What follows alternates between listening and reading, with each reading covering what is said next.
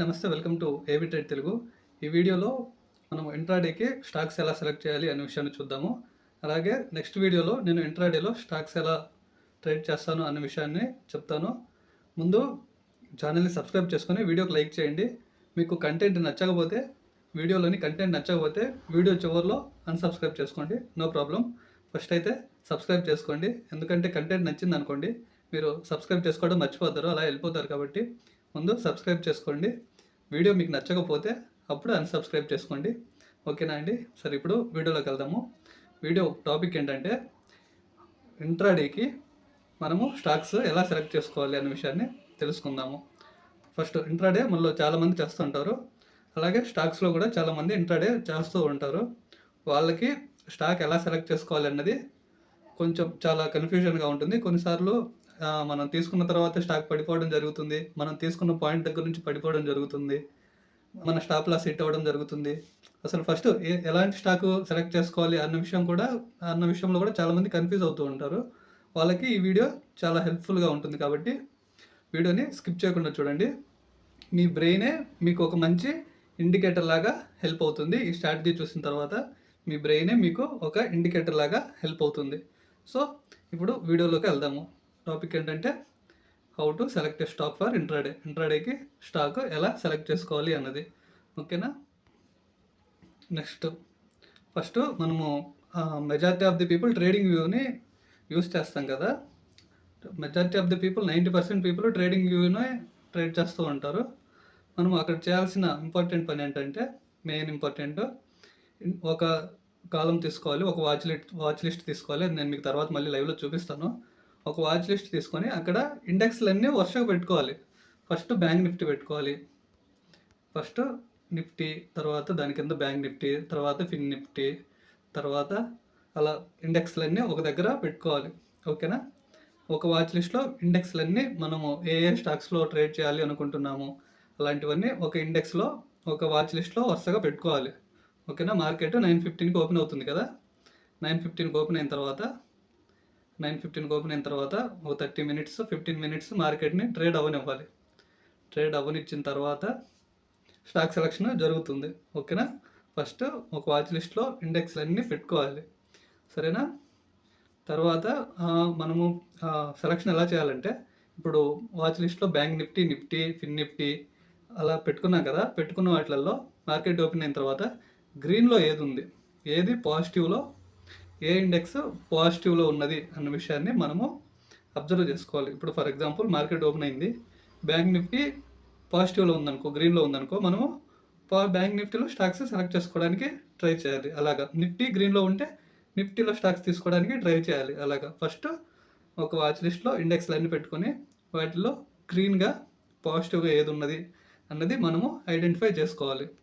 Next ఇప్పుడు ఒక bank Nifty, for example bank నిఫ్టీని మనము సెలెక్ట్ చేసుకున్నాము, బ్యాంక్ నిఫ్టీ ఇండెక్స్ని మనము సెలెక్ట్ చేసుకున్న తర్వాత మనము ఇంకొక వాచ్ లిస్ట్ తీసుకొని బ్యాంక్ నిఫ్టీ అని దాని హెడ్డింగ్ పెట్టుకొని దాని కింద బ్యాంక్ నిఫ్టీ స్టాక్స్ అన్ని మనం యాడ్ చేసుకోవాలి ముందే.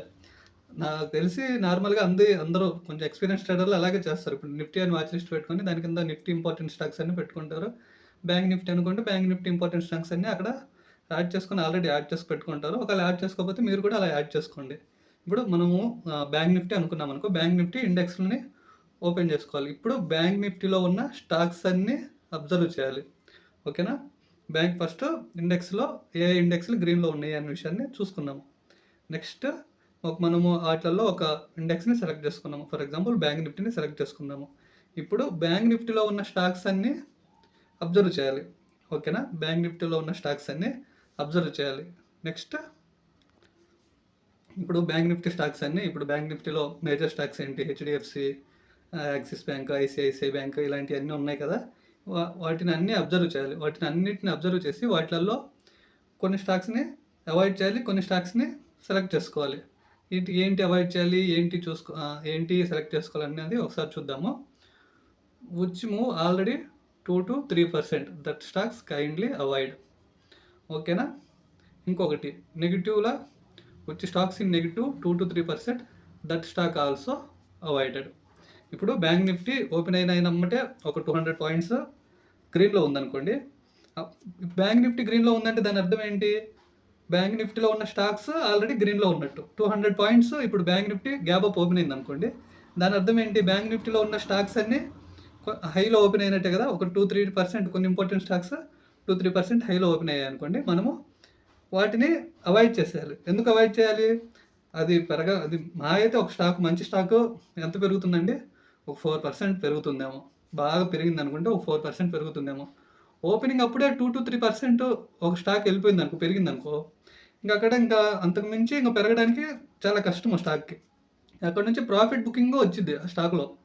సో ఆల్రెడీ 2-3% పెరిగిపోయిన స్టాక్లో నుంచి మనం దాన్ని సెలెక్ట్ చేసుకుంటే అక్కడ నుంచి ప్రాఫిట్ బుకింగ్ వచ్చి ఆ స్టాక్ కంటిన్యూగా ఫాల్ అయ్యే ఛాన్స్ ఉంటుంది. ఓకేనా? ఆల్రెడీ 2-3% పెరిగిపోయిన స్టాక్ మహా అయితే ఇంకెంత పెరుగుతుందండి? ఇంకో 0.5 ఇంకొక 1% పెరుగుతుంది. దాన్ని మనం క్యాచ్ చేయలేము. అక్కడ నుంచి ఓపెనింగే 2-3% పెరిగిన స్టాక్ అక్కడ నుంచి ప్రాఫిట్ బుకింగ్కి గురయ్యే ఛాన్స్ ఉంటుంది. సో మనం అలాంటి స్టాక్ని సెలెక్ట్ చేసుకోము. ఇంకొకటి ఏంటి? 2-3% నెగిటివ్లో ఉన్న స్టాక్స్.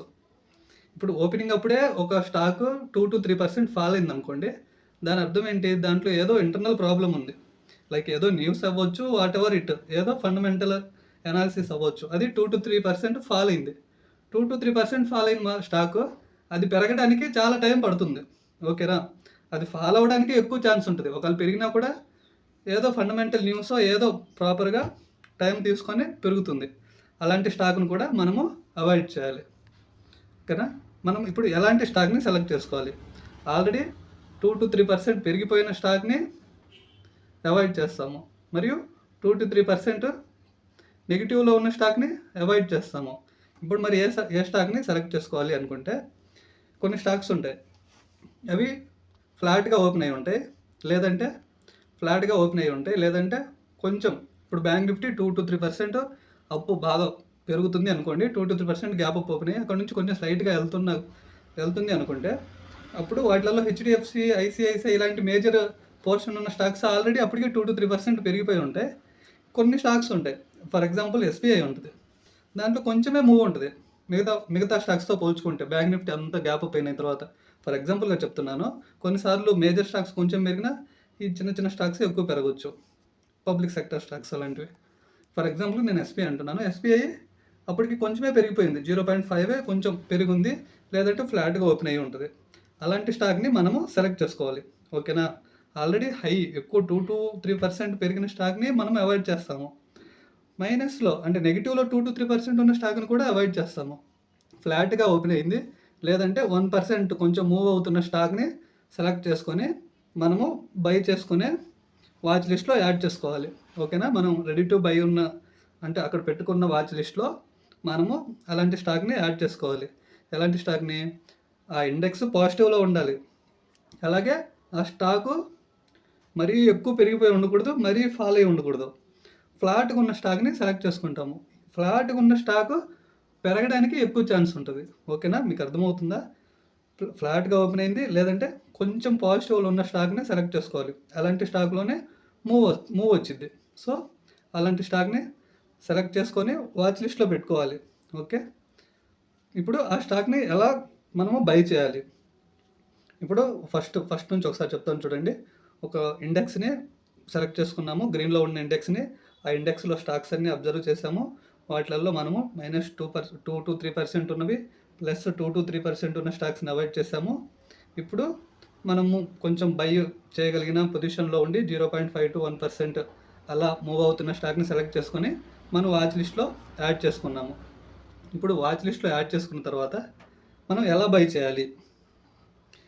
చేయాలంటే, ఇండివిజువల్గా ఒక్కొక్కరికి ఒక్కొక్క బయింగ్ సెటప్ ఉంటుంది. కొంతమంది క్యాండిల్ స్టిక్స్ అంటారు, కొంతమంది బై సిగ్నల్స్, కొంతమంది ఏంటివి ఛానల్స్ అని, కొంతమంది ట్రెండ్ లైన్స్ అని. మీ ఓన్ సెటప్, మీరు అడాప్ట్ చేసుకున్న సెటప్ ఒకటి ఉంటుంది కదా, ఆ సెటప్లో మనము బై చేసుకోవాలి. అంతేగాని ఆ 0.5%లో ఉంది, ఓకే ఇక్కడ నుంచి పెరగవచ్చు అని మనం ఓకే ఆ స్టాక్ దొరికినమ్మంటే లోపలికి వెళ్ళి దూకేయకూడదు. మీకు ఏదో ఒక బయింగ్ సెటప్ స్ట్రాటజీనో ఉంటుంది కదా, దాని ప్రకారమే బై చేయాలి. ఓకేనా? మీ ఓన్ సెటప్ ప్రకారం మీకు ఏదైనా కన్ఫర్మేషన్ వస్తే అప్పుడు మాత్రమే బై చేయాలి. మీకు ఏ సెటప్ లేదు, ఎలా బై చేయాలో తెలియట్లేదు అంటే కామెంట్ చేయండి, నేను ఫర్దర్గా వాటి గురించి కూడా వీడియో చేస్తాను. ఓకేనా? అలాంటి మీకు కాన్ఫిడెన్స్గా మీ సెటప్ ప్రకారం బయింగ్ ఆర్ సెల్లింగ్ కన్ఫర్మేషన్ అయిన తర్వాతే బై చేసుకుంటాము. ఇలా మనము ఇంట్రాడేకి స్టాక్ సెలెక్ట్ చేసుకుంటాము. ఓకేనా? ఐ హోప్ మీకు అర్థమైంది అనుకుంటాను. ఇప్పుడు నేను మీకు మళ్ళీ ప్రాక్టికల్గా కూడా చూపిస్తాను. ఫస్ట్ ఇండెక్స్లన్నీ ఒక వాచ్ లిస్ట్లో పెట్టుకోవాలి. మనం మేజర్గా అబ్జర్వ్ చేసుకునేవన్నీ వాటిలలో ఒక ఇండెక్స్ ఏదో ఒక పర్టికులర్ ఒకటో రెండో ఇండెక్స్లో పాజిటివ్లో ఉన్నాయి అనుకోండి, వాటిలోని స్టాక్స్ని మనం ట్రేడ్ చేయడానికి ట్రై చేస్తాము. ఓకేనా? వాటిలోని స్టాక్స్ ఇప్పుడు మనం అబ్జర్వ్ చేస్తాము. వాటిల్లో ఆల్రెడీ 2-3% పెరిగినవి తీసేస్తాము, 2-3% ఫాల్ అయినవి తీసేస్తాము. అవి ఏదైనా ఫ్లాట్గా ఉండి కొంచెం అప్పు మూవ్లో ఉంటున్న స్టాక్స్ని సెలెక్ట్ చేసుకొని మన వాచ్ లిస్ట్లో యాడ్ చేసుకోవాలి. వాచ్ లిస్ట్లో యాడ్ చేసుకున్న తర్వాత మనకంటూ ఒక సెటప్ ఉంటుంది కదా, బయింగ్ ఆర్ సెల్లింగ్, ఏదో ఒక కన్ఫర్మేషన్ సెటప్ ఉంటుంది కదా. ఆ సెటప్ వస్తేనే మనము ట్రేడ్ తీసుకుంటాము. ఓకేనా? ఐ హోప్ మీకు అర్థమైంది అనుకుంటాను. ఇప్పుడు నేను ఒకసారి ట్రేడింగ్ వ్యూలో మీకు ప్రాక్టికల్గా చేసి చూపిస్తాను. ఓకేనా? ఓకే అండి, ఇక్కడ వరకు మీరు వీడియోని చూస్తే ప్లీజ్ ఒక లైక్, ఛానల్ని సబ్స్క్రైబ్ చేసుకోకపోతే సబ్స్క్రైబ్ చేసుకోండి. ఇప్పుడు మీకు ప్రాక్టికల్గా ఒకసారి చూపిస్తాను ఎలాగన్నది. ఇక్కడ మీరు గమనించినట్లయితే ఇక్కడ చూడండి, నిఫ్టీ 80, నిఫ్టీ 50, బ్యాంక్ నిఫ్టీ ఉంటుంది. ఫిన్ నిఫ్టీ అని అడగవచ్చు మీరు. బ్యాంక్ నిఫ్టీలో కొన్ని స్టాక్స్, నిఫ్టీలో కొన్ని స్టాక్స్ని కలిపితే ఫిన్ నిఫ్టీ అవుతుంది. కాబట్టి దాన్ని నేను పర్టికులర్గా యాడ్ చేయలేదు. ఎలా యాడ్ చేయాలి అంటే చూడండి, ఇక్కడ యాడ్ వాచ్ లిస్ట్ అని ఉంటుంది కదా, అక్కడికి వెళ్ళి మనం ఒక వాచ్ లిస్ట్ని క్రియేట్ చేసుకోవచ్చు. ఓకేనా?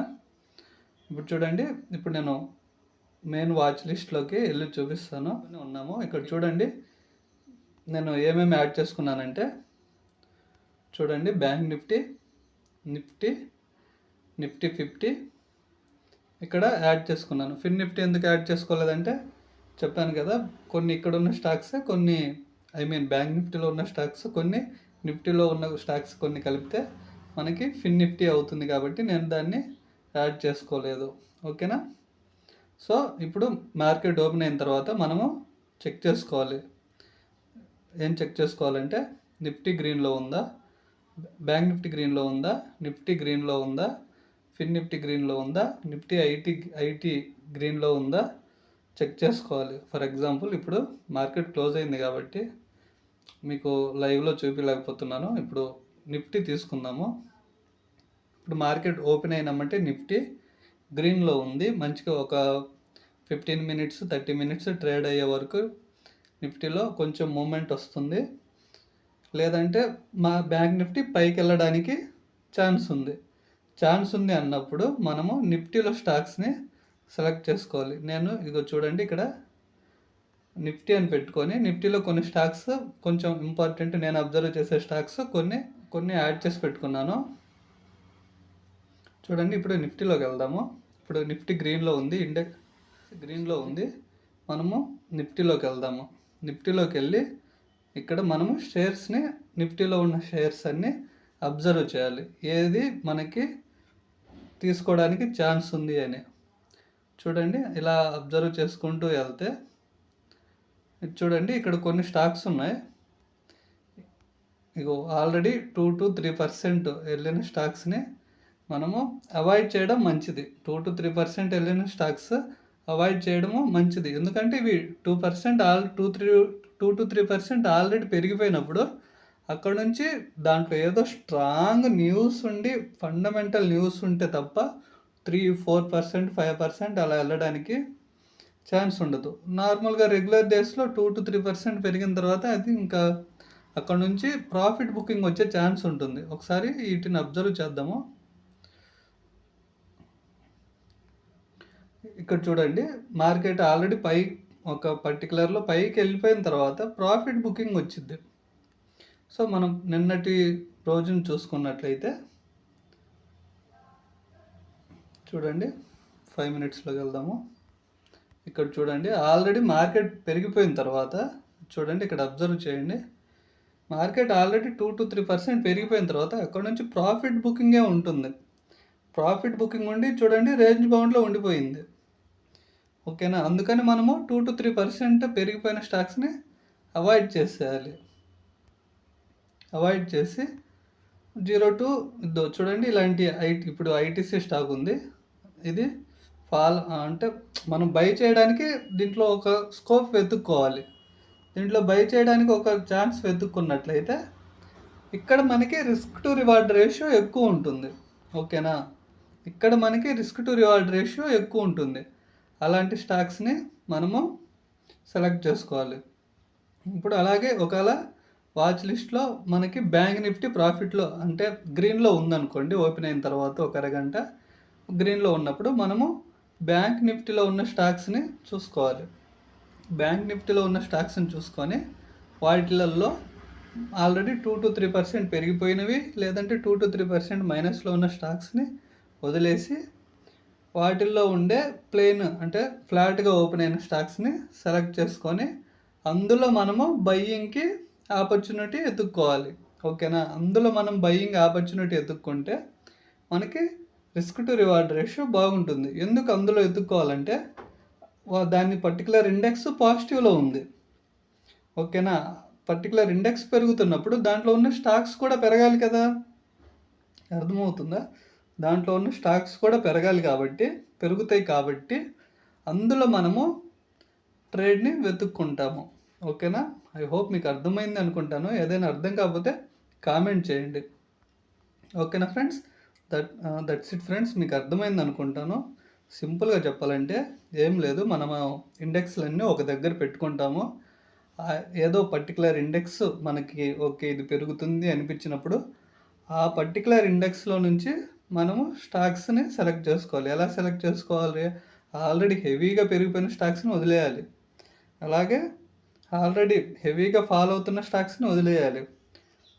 అప్పుడు ఫ్లాట్గా ఉండి అప్పుడే కొంచెం పెరుగుతున్న స్టాక్స్లో మనము బయింగ్ ఆపర్చునిటీని వెతుక్కోవాలి. అప్పుడు మనకి మంచి రిస్క్ రివార్డ్ రేషియో ఉంటుంది. ఓకే, నెక్స్ట్ వీడియోలో నేను ఇంట్రాడే స్టాక్స్లో ఎలా ట్రేడ్ చేస్తాను అన్న విషయాన్ని మీకు చెప్తాను. ఐ హోప్ మీ అందరికీ ఈ వీడియో నచ్చింది అనుకుంటాను. ఎవరికైనా నచ్చకపోతే లేదా అర్థం కాకపోతే కామెంట్ చేయండి. నేను కామెంట్కి రిప్లై ఇవ్వడానికి ట్రై చేస్తాను. ఏదైనా టాపిక్ మీద ఎక్కువ కామెంట్స్ వస్తే ఆ టాపిక్ మీద మళ్ళీ వీడియో చేయడానికి ట్రై చేస్తాను. ఓకేనా ఫ్రెండ్స్, థ్యాంక్ యూ.